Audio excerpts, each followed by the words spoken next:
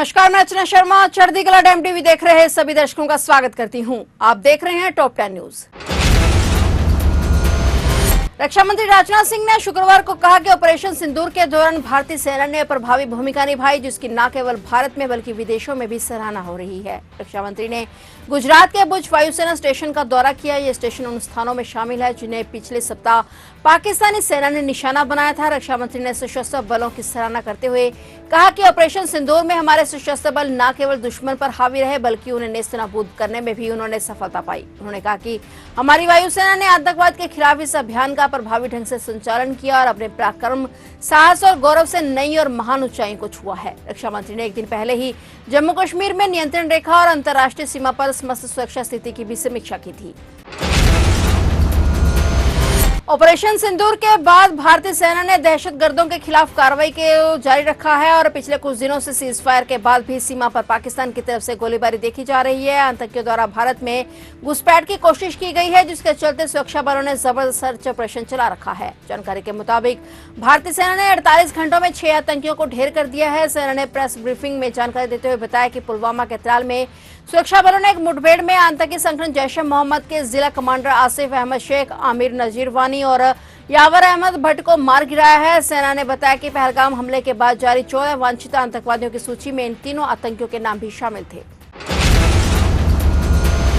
Supreme court ने पश्चिम बंगाल सरकार को राज्य सरकार के कर्मचारियों को 25% महंगाई भत्ता देने का निर्देश दिया है। जस्टिस संजय करोल और जस्टिस संदीप मेहता ने ममता बनर्जी सरकार को अंतरिम आदेश जारी कर 3 महीने के अंदर कर्मचारियों को डीए देने के निर्देश दिए हैं। अब ये मामला अगस्त में सुना जाएगा। अगस्त सुप्रीम कोर्ट के आदेश के बाद पश्चिम बंगाल सरकार को अपने कर्मचारियों को बकाया डीए का 25% हिस्सा शीघ्र भुगतान करना होगा। यह कदम राज्य कर्मचारियों के लिए बड़ी राहत के रूप में देखा जा रहा है। सुप्रीम कोर्ट के इस फैसले पर पश्चिम बंगाल के नेता प्रतिपक्ष शुभेंद्र अधिकारी ने सुप्रीम कोर्ट के इस निर्देश का स्वागत किया। उन्होंने कहा कि यह फैसला पश्चिम बंगाल सरकार के कर्मचारियों की बहुत बड़ी जीत है।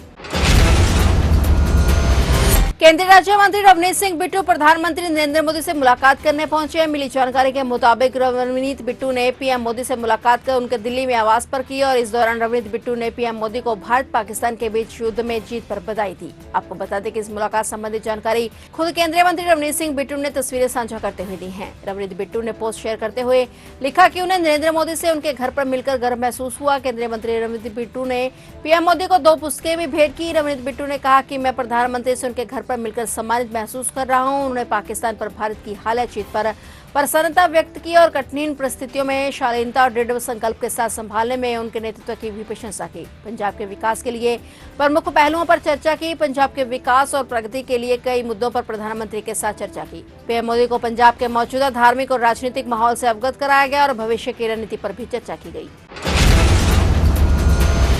पंजाब स्कूल शिक्षा बोर्ड सत्र 2024-25 के लिए 10वीं कक्षा का वार्षिक परिणाम आज घोषित हो गया है। इस बार पहले 3 स्थानों पर लड़कियों ने बाजी मारी है और पंजाब के जिला फरीदकोट की अक्षनूर कौर ने प्रथम स्थान हासिल किया है। रतिंदर दीप कौर बरनाला और दूसरा स्थान, जबकि अर्शदीप कौर मलेरकोटला तीसरे नंबर पर रही हैं। हालांकि तीनों स्थानों पर रहने वाले छात्रों के अंक समान है और तीनों छात्राओं ने 650 में से 650 अंक लेकर राज्य का नाम रोशन किया है, लेकिन उन्हें उनकी आयु के कारण प्रथम, द्वितीय और तृतीय स्थान मिला है। गौरतलब है कि बोर्ड कक्षा 12वीं के नतीजे 14 मई को घोषित हो चुके हैं और अब 10वीं के नतीजे भी घोषित किए जा चुके हैं। 10वीं में कुल 95.61% बच्चे पास हुए हैं।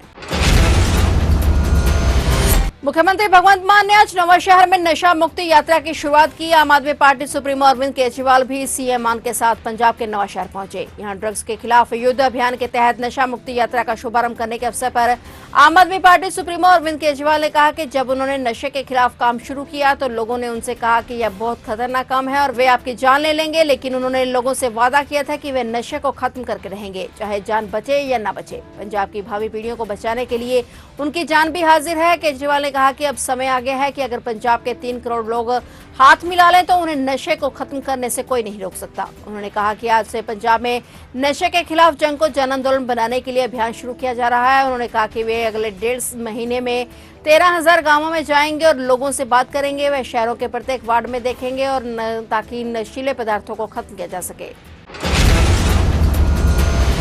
तमिलनाडु में शराब बिक्री के सरकारी उपक्रम टीएएसएमएसी से जुड़ी कथित मनी लॉन्ड्रिंग और भ्रष्टाचार के मामलों को लेकर प्रवर्तन निदेशालय ने रेड की है। ईडी ने आज चेन्नई से तमिलनाडु के कई जिलों में कुल 10 ठिकानों पर एक साथ छापे मारे और यह कार्रवाई prevention of money laundering act के तहत की गई है। सूत्रों के मुताबिक ये जांच कई एफआईआर के आधार पर शुरू की गई, जो कि भ्रष्टाचार निरोधक अधिनियम की कई धाराओं के तहत दर्ज की गई थी। इस पूरी साजिश में डिस्टिलरी कंपनियों, बोतल कंपनियों और टीएएसएमएसी से जुड़े कर्मचारियों और सहयोगियों की भूमिका भी जांच के घेरे में है।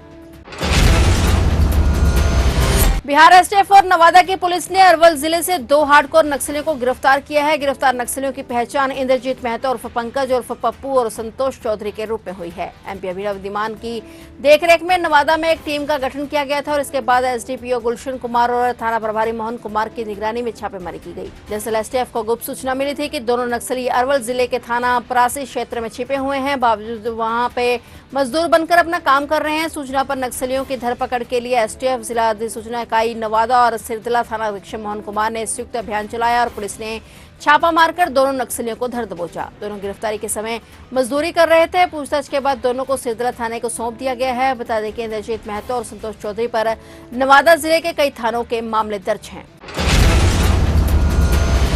भारतीय अंतरिक्ष अनुसंधान संगठन इसरो 18 मई को एक और बड़ी उपलब्धि हासिल करने जा रहा है। इसरो इस दिन अपना 101वां उपग्रह अंतरिक्ष में भेजेगा, जिसका नाम रिसैट 18 है। यह उपग्रह पृथ्वी पर नजर रखने और निगरानी करने की हमारी क्षमता को और बढ़ाएगा। इस उपग्रह को ध्रुवीय उपग्रह पर्यवेक्षण यान के लिए श्रीहरिकोटा से लॉन्च किया जाएगा। इसरो के अध्यक्ष वी नारायण ने बताया कि इसरो ने इसी साल जनवरी में श्रीहरिकोटा से अपना 100वां रॉकेट सफलतापूर्वक लॉन्च किया था और अब 18 मई को भारत का 101वां उपग्रह रिसैट 18 लॉन्च किया जाएगा, जो एक पृथ्वी अवलोकन उपग्रह है। इस उपग्रह का मुख्य उद्देश्य भारत की निगरानी, रिमोट सेंसिंग और आपदा होने पर तेजी से मदद पहुंचाने की क्षमता को और भी मजबूत करना है। इससे देश की सुरक्षा और बचाव कार्य में काफी मदद मिलेगी। गर्मियों की तपिश केवल मौसम तक ही सीमित नहीं रही, बल्कि अब इसका असर सीधे आपकी रसोई तक पहुंच गया है। अमूल और मदर डेयरी के बाद अब विटा ने भी दूध की कीमतों में बढ़ोतरी का ऐलान कर दिया है। बल्लभगढ़ स्थित विटा प्लांट से सप्लाई होने वाले दूध के दाम 2 रुपए प्रति लीटर तक बढ़ा दिए गए हैं। नई दरें आज से ही लागू भी हो गई हैं, जिससे दिल्ली एनसीआर के उपभोक्ताओं को अब दूध के लिए पहले से ज्यादा खर्च करना होगा। विटा का बल्लभगढ़ प्लांट हर दिन करीब 1 लाख लीटर दूध की सप्लाई करता है, जो कि मुख्य रूप से air force station, Dabua colony, NHA, Manesar, Palwal, Faridabad, Gurgaon, Nuh और रेवाड़ी तक पहुंचता है। यानी अब इन इलाकों में रहने वाले लोगों की जेब पर अब थोड़ा बहुत ज्यादा भारी पड़ेगा। और हालांकि कुछ उत्पाद जैसे कि 12 काओ मिल्क और full cream, double toned, family pack की कीमतों में कोई बदलाव नहीं किया गया है। बता दें कि इससे पहले अमूल और मदर डेयरी भी दाम बढ़ा चुके हैं।